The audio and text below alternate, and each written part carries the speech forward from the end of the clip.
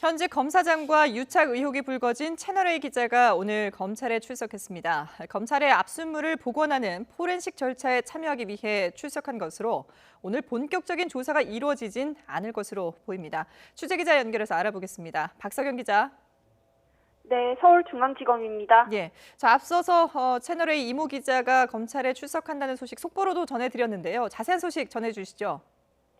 네, 검언유착 의혹 당사자인 채널A 이모 기자가 오늘 서울중앙지검에 출석했습니다. 다만 본격 소환 조사는 아니고 압수물 관련 포렌식 절차에 참여하기 위해 출석한 것으로 확인됐습니다. 앞서 민주언론시민연합은 이 기자를 협박 혐의 등으로 검찰에 고발했는데요. 오늘은 피고발인 신분으로 조사가 진행되진 않을 것으로 보입니다. 검찰은 채널A 본사와 이 기자 자택 등에 대해 압수수색을 진행해 일부 자료를 확보한 것으로 알려졌습니다. 다만 검찰이 확보한 자료가 이 기자의 휴대전화나 노트북인지 확인되지 않았습니다.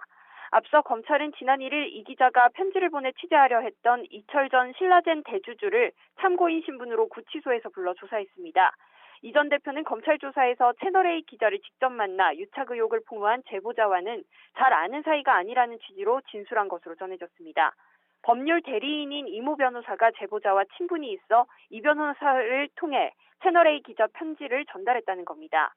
검찰은 연결고리 역할을 한 이 변호사에게 참고인으로 출석해달라고 요청했지만 단순 전달자로 세부 내용은 잘 모르는 만큼 서면 조사만 받겠다며 거부했습니다.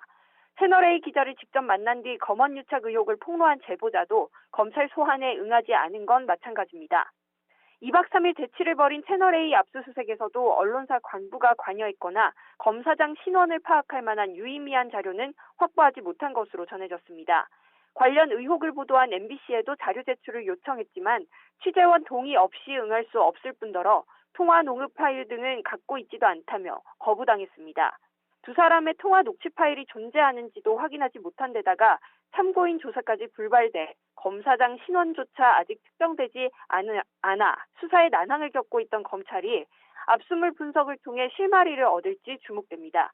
지금까지 서울중앙지검에서 YTN 박석영입니다.